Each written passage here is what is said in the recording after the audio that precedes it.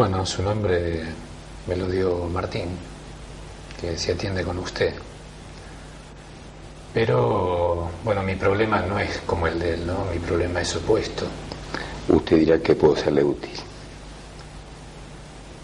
Bueno, mi problema es que, por ejemplo, yo inicio un diálogo, ¿no? Una conversación, y no sé, no puedo hablar más de 2 o 3 minutos. Enseguida se me va el tema de conversación, no tengo más que decir. Entonces, por eso pensé que era lo primero que le tenía que decir a usted. Yo vivía con mi padre. Bueno, hasta que un día él me dijo que me tenía que ir. Bueno, me fui a vivir con mi hermano. No tengo así muchos amigos, ¿no? Pero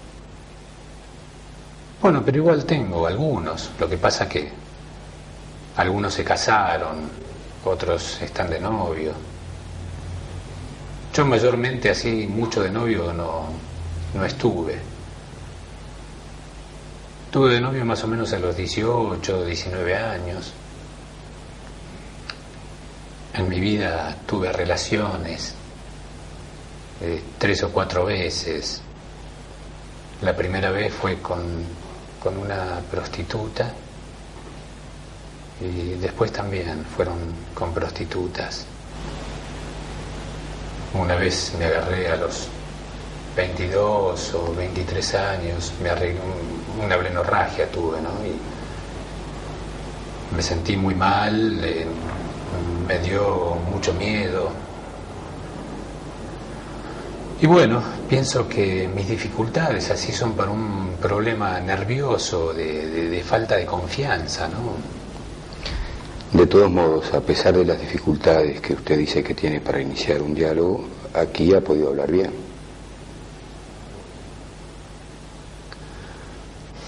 Bueno, le doy algunos datos míos, aunque bueno, su secretaria ya los debe tener, ¿no? Que me preguntó algunas cosas.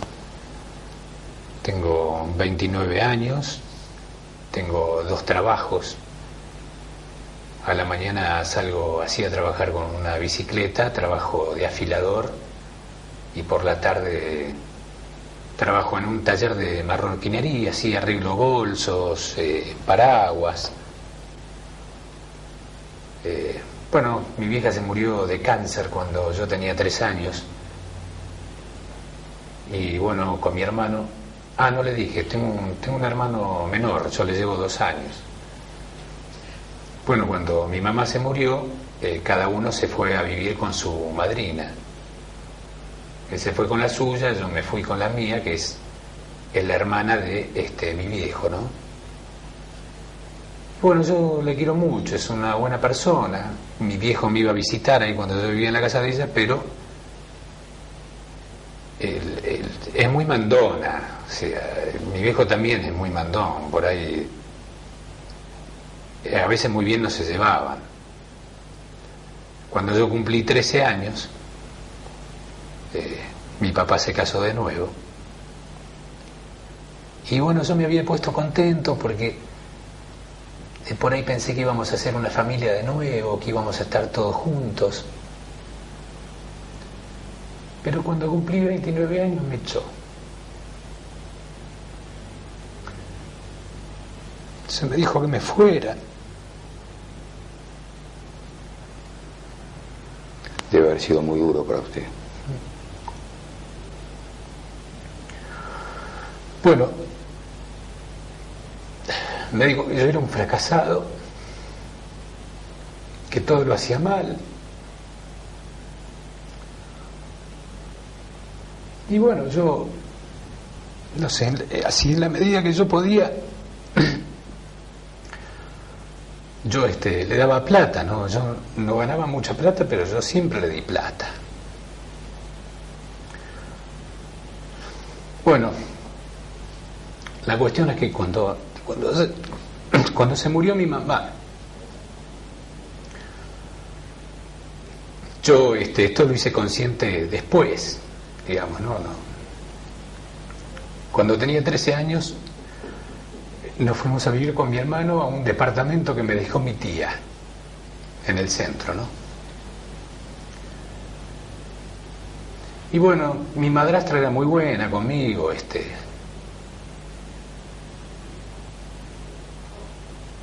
bueno, no sé, le cuento del colegio. La verdad que tuve que andar cambiando así de colegio, ¿no? Muchas veces, qué sé yo, y tenía problemas porque me iba mal, no me podía ser amigo así de mis compañeros, ¿no? Cuando yo vivía con mi papá, por ejemplo, tenía que ir a doble escolaridad, tenía que ir todo el día al colegio. En cambio no, cuando vivía con mi madrina, que se era iba solamente a la mañana y creo que en alguna oportunidad sí fui a la tarde también. La cuestión que cuando entré en el colegio secundario, bueno, que yo cuando terminé primer año, me acuerdo, me llevé muchas materias. Y me fue mal, porque cuando fui a rendir la primera materia me aplazaron, ¿no? Me aplazaron y yo después no quería seguir estudiando. Y bueno, mi papá ahí me dijo que tenía que trabajar, entonces fue así como me compró una bicicleta y me enseñó el oficio de afilador, ¿no? Que es el que tengo hasta ahora. Bueno, en el interín me ofrecieron así otros trabajos de galponero a la noche, qué sé yo, hice algunas cosas, hice otras changas, pero no me gustaron, ¿no? Fabián, usted dijo que inició un tratamiento con una licenciada que duró 2 semanas. No, lo que duró 2 semanas fue la relación que yo había tenido con la chica, que empecé a salir justo cuando yo hacía el tratamiento con la licenciada. No, el tratamiento con la licenciada duró más o menos 2 meses. 2 meses creo que duró, ¿no? Ella siempre, me acuerdo que decía que yo con ella hacía lo mismo que lo que hacía con las chicas, ¿no? Yo, lo que pasa es que cuando empecé a salir con esa piba que se llamaba Gladys, yo era la primera vez que yo quería intentar hacer algo que no sea con una prostituta. Y bueno, salí con esta piba que era una chica separada, tenía un hijo de 1 año y medio. Nos llevábamos más o menos bien, no me disgustaba ella. Lo que pasa es que me daba miedo cómo tratarla, ¿no? Tenía miedo de meter la pata, tenía miedo de que ella se entere de cómo soy yo, ¿no? Eso me pasaba. Está bien. Le pido ahora que me cuente algo más de su infancia. Algunas cosas ya dijo, pero le pido algún recuerdo que tenga en este momento. Recuerdo. Bueno, a lo mejor ese es algo que, no sé, a lo mejor puede ser importante para usted, ¿no? Cuando yo era chico, me acuerdo que en el colegio siempre tenía problemas, así dificultades con que mis compañeros me rechazaban, ¿no? Sobre todo cuando cambiaba de colegio, que tuve que cambiar de colegio muchas veces. Y sobre todo tenía miedo en la oscuridad, tenía miedo de que Dios me castigara. Cuando hacía esto, que después me enteré que al final hacen todos los chicos, ¿no? Cuando me masturbaba. Y bueno, una vez me pasó que había en el barrio, ¿no? Había en el barrio una piba que vivía a mitad de la cuadra y que era medio puta. Y bueno, yo me acuerdo que un día se desabrochó la camisa y me mostró los pechos. Y bueno, él me hizo recalentar, qué sé yo, me acuerdo que me hizo recalentar. Yo tenía 14 o 15 años. Y bueno, después me alivié cuando veía que a todos los pibes al final le pasaba lo mismo, ¿no? Que no me tenía que sentir culpable.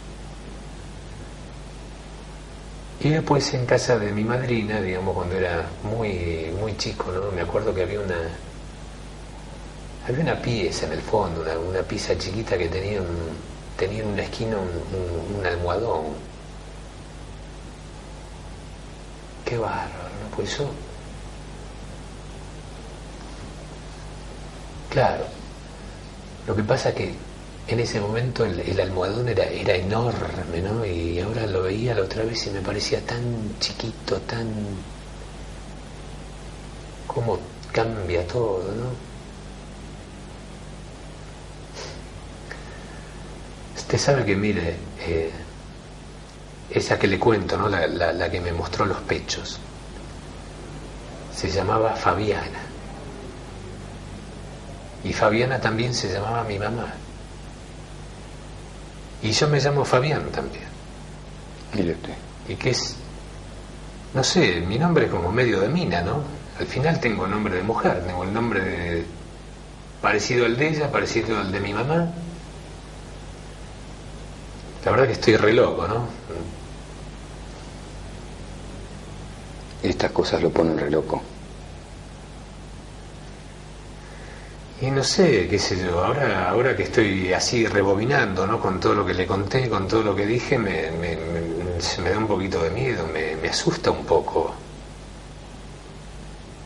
Yo la verdad que querría, no sé, querría cambiar, querría casarme.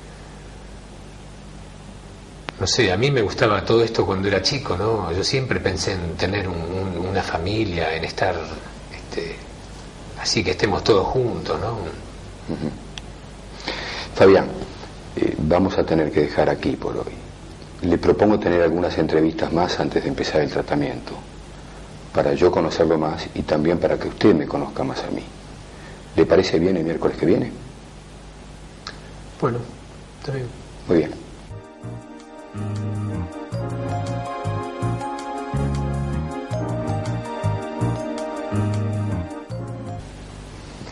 Bueno, hasta ahora estuve saliendo con esa chica, como le había dicho, ¿no? La estuve viendo, pero todavía no pude hablarle, así no.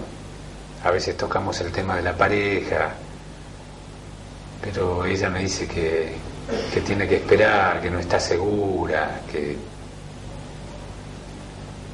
No sé, por un lado creo que ella no me rechaza, pero claro, no sé, hablando íntimamente no sé cómo sería, ¿no? Me lo dice en tono de pregunta. Debe sentirse muy inseguro. A los miedos de los que me habló antes se agrega ahora el de que ella lo rechace.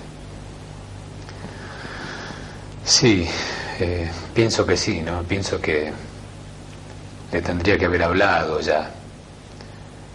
No sé, capaz que este sábado le hablo. Yo, no sé, lo que no quiero es ilusionarme demasiado, ¿no? Para, no sé, que después por ahí me diga que no. Usted querría evitar una desilusión. ¿Sabe lo que pasa? Que yo tengo ganas de que alguien me entienda, de que pueda compartir cosas conmigo. No sé, le cuento una pavada, ¿no? Cuénteme. La semana pasada estaba en la parada de un colectivo. Y ahí al lado estaba parada una piba, ¿no? Y mete a hablar, me hablaba. Usted sabe que cuando subimos al colectivo no le pude decir una palabra. Como cuando me bajé del colectivo, pero la puta, ¿no? ¿por qué no puedo, por qué no puedo ser distinto? Sí, ¿por qué no le puedo seguir hablando, no? ¿Y qué pensó? Y no sé qué era más, si era la timidez por ahí o el miedo. Podrían ser las dos cosas que a usted le resulta difícil separar. Otra vez le pasó lo mismo cuando estaba con su anterior terapeuta, ¿no? ¿Por qué le pasará eso? Y no sé, supongo que por algún motivo tiene que venir, ¿no?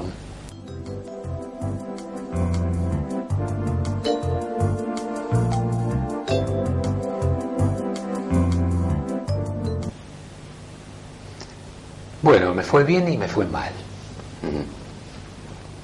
Me fue bien porque pude hablar con mi chica, ¿no? Y me fue mal porque bueno, tuvimos una relación y me salió mal, fracasé. Y me parece que lo peor de todo es que me parece que ella se debe sentir defraudada, ¿no? ¿Qué le parece a usted? Me parece que el temor a ser rechazado, defraudado, es algo que le ocurre a menudo. Y me lo pregunta a mí. ¿No me estará preguntando si usted me puede haber defraudado a mí?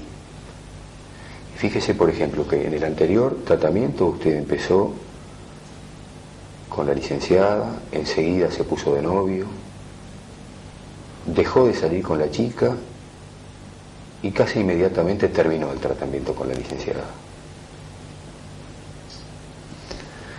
Bueno, lo que pasa es que en ese momento tenía problemas de plata. Puede ser, pero mire, yo pienso que esto de sentirse que puede defraudar es tan importante para usted que si, por ejemplo, usted deja de salir con esta chica, siente que me defrauda a mí, algún problema va a aparecer, de dinero, de otro tipo, pero que en realidad esto debe ser una reacción suya por el temor a defraudar a alguien. Fíjese, usted a la semana de empezar el tratamiento sale con la chica y usted había comenzado el tratamiento porque tenía dificultades de relación con las mujeres. Qué gran éxito ese tratamiento, qué contenta puede haberse sentido la licenciada. A la semana ya, Fabián, a la semana de tratarse conmigo ya empieza a salir con una chica, ¿verdad? Sí, a mí me pareció eso, y me acuerdo que, bueno, la licenciada hasta me había felicitado, ¿no? Pues yo había empezado a salir con una chica.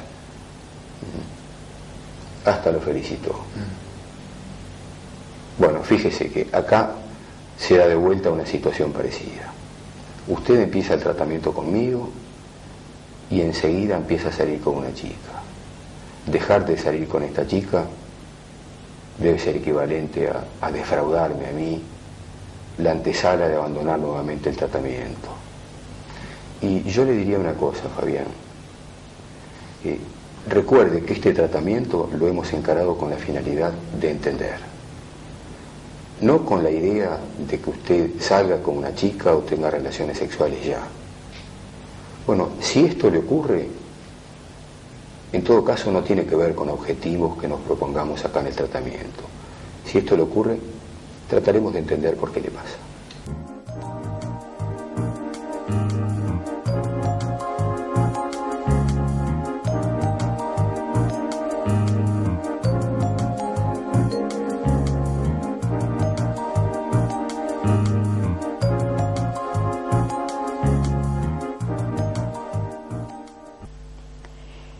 Bueno, hoy, después de haber visto la entrevista y un trozo de una sesión analítica, estamos abordando esta experiencia clínica a partir del pensamiento psicoanalítico y en este caso en particular a partir de la perspectiva de Winnicott. Quizás algunos conocerán a Winnicott y su pensamiento, otros todavía no. Winnicott es un psicoanalista inglés que nació en Inglaterra, se formó como médico, pediatra y se formó como psicoanalista en la Sociedad Británica. Por algunas de sus características personales y algunas de sus perspectivas psicoanalíticas, se constituyó en lo que se llamó el tercer grupo, o el middle group, o el grupo intermedio, entre ambas grandes autoras del pensamiento psicoanalítico inglés, Anna Freud, uno de los grupos, Melanie Klein, el otro de los grupos. Este grupo intermedio se fue enriqueciendo con una serie de personas que lo constituyeron, y muchos de ellos en la posteridad desarrollando el pensamiento de Winnicott de manera personal, a tal punto que hoy en día se constituyeron desde hace años en el llamado grupo independiente, es decir, el mismo grupo que se llama Independent Group o Independent Tradition. Las características de Winnicott de haberse iniciado como pediatra y en la observación clínica infantil en los hospitales de Londres y en los hospitales de los suburbios, le dio la posibilidad de un tipo de observación que desembocó en la constitución de un concepto, el famoso concepto de los fenómenos y objetos transicionales, que centran de manera bastante clara el proceso de transformación en torno a este pensamiento a lo largo de toda su obra. En su obra, muchos de los conceptos freudianos están totalmente visibles y subyacentes. Otros experimentan algunas transformaciones. En la brevedad de la entrevista que tenemos hoy compartida con ustedes, no podremos tocar más que algunos de estos aspectos, y esperamos poder apoyarnos en el material clínico, en la experiencia clínica, para poder señalar algunos rasgos singulares de su pensamiento. Esto que centró Winnicott en la idea de fenómenos y objetos transicionales consiste en las deducciones teóricas y clínicas que Winnicott hizo a partir de la observación del juego de los bebés. Consiste en la observación del juego que desarrollan primeramente con su manito, con su carita, con su boquita y con algunos pequeños elementos del entorno inmediato, tipo sábana, frazada, pelucitas, etcétera, y consiste en una observación que permitió, como dije antes, deducir que el niño, según Winnicott, inicia los prolegómenos de su capacidad de relacionarse con el mundo, con los otros, consigo mismo, con los afectos y con su cuerpo, y por ende con su erotismo, a partir de la constancia, insisto, la constancia y la estabilidad de estos fenómenos y de estos objetos que él llamó transicionales, porque marcan la transición entre unos primitivos estados emocionales de autoerotismo o de narcisismo primario, según Freud, hacia un proceso en el cual la experiencia de proyectar psíquicamente y la experiencia de percibir senso-perceptualmente se pueden ir entretejiendo con un funcionamiento mental que se va gradualmente estructurando, aparato psíquico. Es decir, que para Winnicott los fenómenos y objetos transicionales cumplen una función decisiva como soportes para el desarrollo psíquico, el funcionamiento mental y el soporte de lo que en clínica psicoanalítica llamamos angustia. La angustia es un concepto teórico y es también una evidencia clínica, por supuesto. Es lo que determina la consulta, es lo que determina el malestar, es lo que determina el sufrimiento y es lo que también en las condiciones positivas se transforma en un motor para el progreso, descubrimientos, creaciones, creatividad y todo lo que compone nuestra relación con el mundo y nuestras búsquedas de placer. Es interesante dejar estas cuestiones en claro porque uno de los puntos paradigmáticos de esta experiencia clínica que acabamos de ver está centrada, a mi entender, en el fenómeno de un duelo temprano, de la problemática que plantea la pérdida tan temprana del objeto materno como el objeto cuyas funciones y cuya presencia sostienen y cuyo psiquismo sostiene básicamente con la presencia cercana de un padre que también funcione en función paterna, sostiene, como yo decía, prácticamente la posibilidad de un sujeto de avanzar en su crecimiento como sujeto y de organizarse en su relación, como dije antes, consigo mismo, con el mundo, con su sexualidad y con la sexualidad del adulto. Señalo esto porque la relación entre duelo temprano en este paciente analizando que es entrevistado y su problemática sexual parecen estar distantes o pertenecer a planos diferentes. En cierta medida lo son de planos diferentes, pero no tan totalmente. ¿Por qué? Porque el modo en que puede ser encarada la sexualidad o vivida y transitada la sexualidad en todos sus momentos de crisis, la sexualidad temprana, el complejo de Edipo temprano, la sexualidad del complejo de Edipo de los 5 años en Freud, la sexualidad puberal, adolescente y la entrada definitiva en la vida amorosa posible con la persona del otro sexo, en esta tramitación necesita de un aparato psíquico y de un funcionamiento mental que lo puedan sustentar en sus características de crisis y de reacomodamiento del aparato psíquico, de los afectos, de las angustias y de la posibilidad de materializar un contacto con la realidad creciente.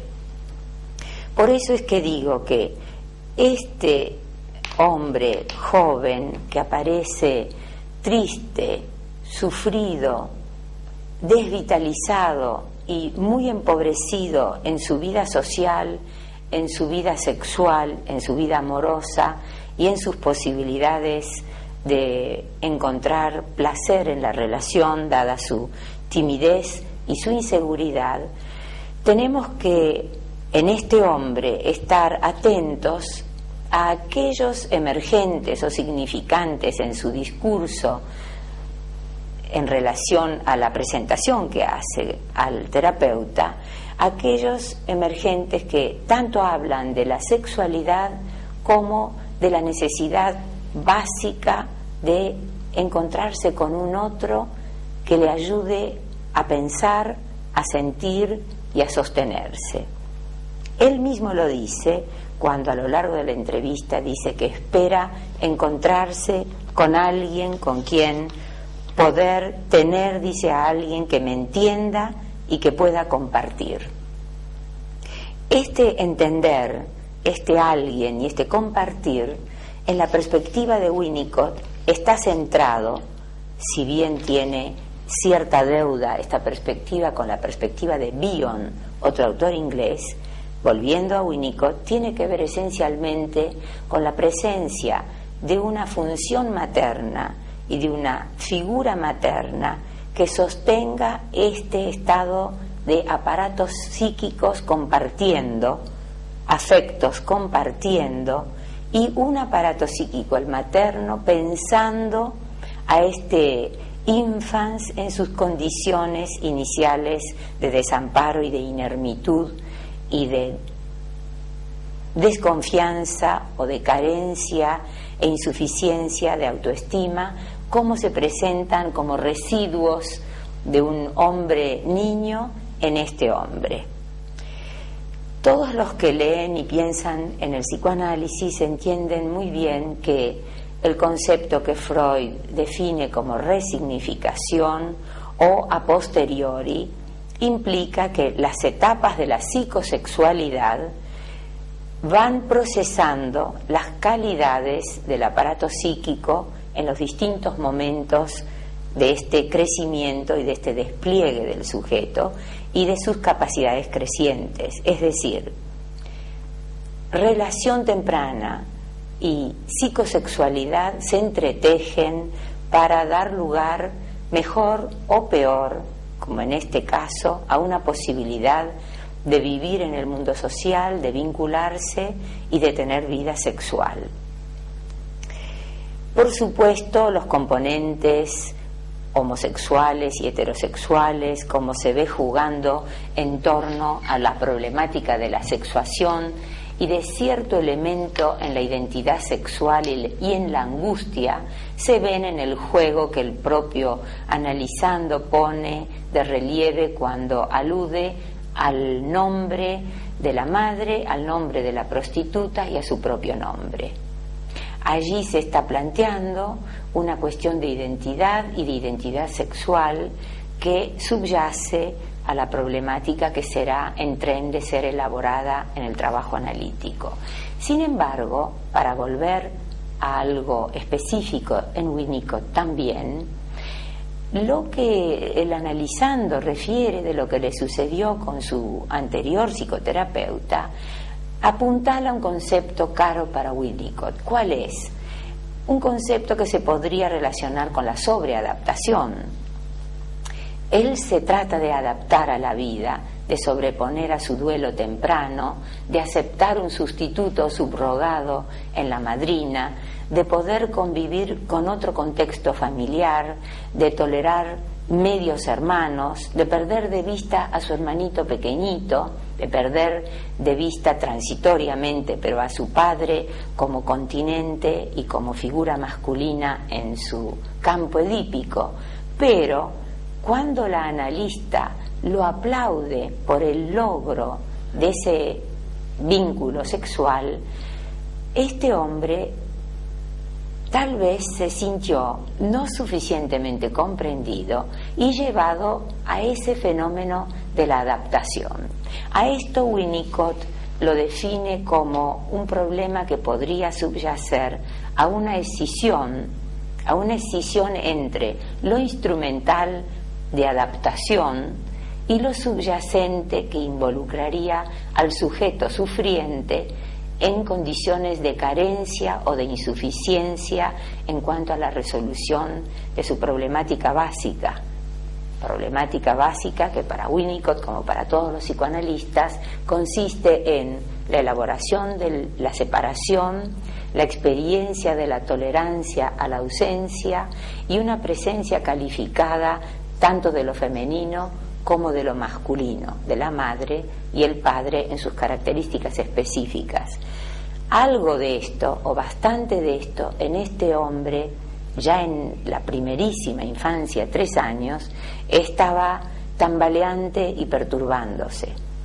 Otra característica que suele destacar Winnicott a lo largo de sus escritos teóricos y que tiene que ver también con el procesamiento de la angustia y del aparato psíquico es la continuidad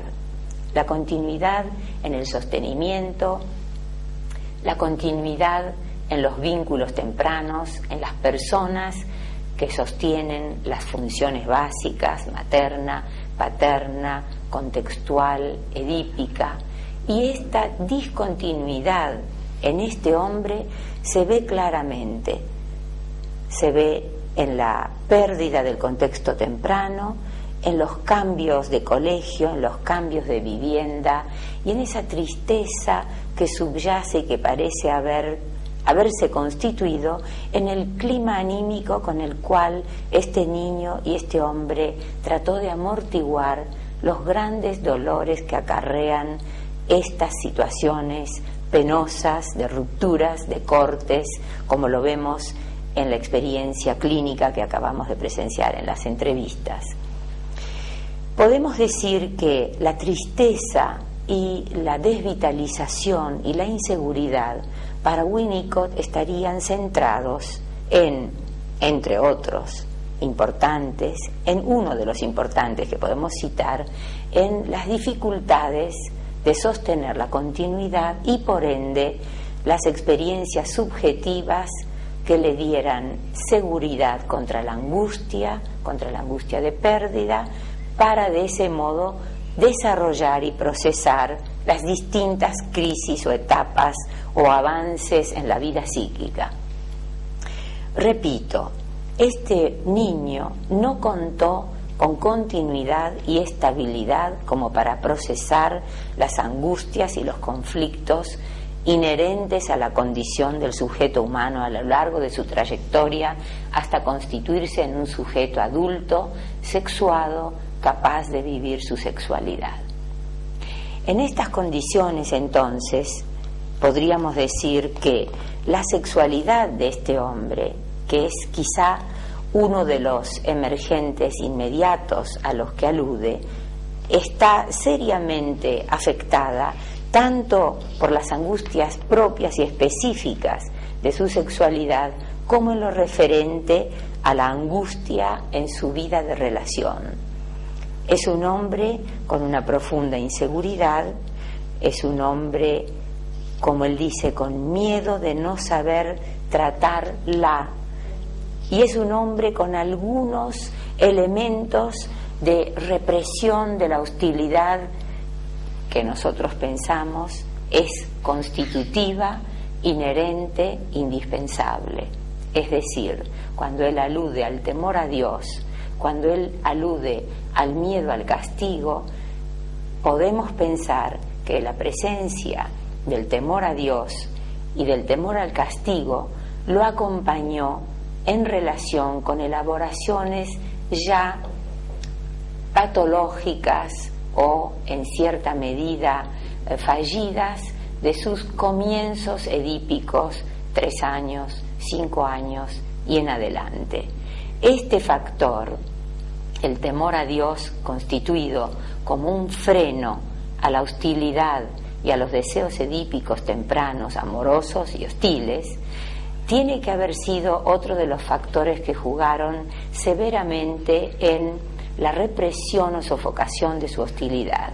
A esto Winnicott también le presta suma atención, puesto que otra de las características del pensamiento winnicottiano es el acento en la necesidad de que el niño tempranamente cuente con un periodo de total despreocupación respecto de sus impulsos, tanto amorosos como hostiles, de modo de poder tramitarlos ajeno a una preocupación limitante. Se trata de un breve periodo de su infancia muy temprana, pero periodo fundamental para que no se introduzca precozmente la preocupación, el temor y la sofocación, porque la sofocación afecta tanto el erotismo como la hostilidad. Así que tengo la impresión de que desde el pensamiento y la mente de Winnicott, algo de este historial clínico de este hombre que consulta puede ser entendido en forma rica y válida, ya que se articula, como dije antes, los fenómenos de la problemática de un duelo tan temprano con las problemáticas de la preocupación por contener, sofocar y tal vez transformarse en un niño bueno a quien se puede criar y tener como lo tuvo la madrina en un hogar que lo recibió. Este niño bueno es un niño sofocado que se encuentra a cierta altura de su vida adolescente entrando a la adultez, muy limitado, muy desvalido y minusválido con respecto al uso de los recursos necesarios para que la vida instintiva y la vida de relación se puedan desplegar. Creo que con esto tenemos una panorámica básicamente freudiana, por supuesto, con algunas perspectivas que espero haberles transmitido, que puntualicen la escucha de Winnicott sobre todo, en algunos aspectos. Así que repasando, decimos que este duelo temprano, estos cambios y desarraigos, esta imposibilidad de consolidar identificaciones, de consolidar deseo, esta impronta del temor temprano esta pérdida de la ilusión. Detengámonos un segundo en destacar que en Winnicott la posibilidad de jugar con fenómenos y objetos transicionales tiene que ver esencialmente con sostener la angustia, dije, evitándola, calmándose, el deseo que se puede desplegar precisamente cuando la angustia no se transforma en traumática para el aparato psíquico, y a partir de allí, como él dice, un deseo de tener una pareja, una familia y niños. Si bien es una versión adulta, es decir, en la capacidad de un adulto de expresarlo con las imágenes de una familia adulta, nos damos cuenta de que se refiere a un deseo dolorosamente penado a lo largo de su tristeza en función de la ruptura trágica de la familia, la pareja de los padres y el contexto familiar temprano que él sufrió.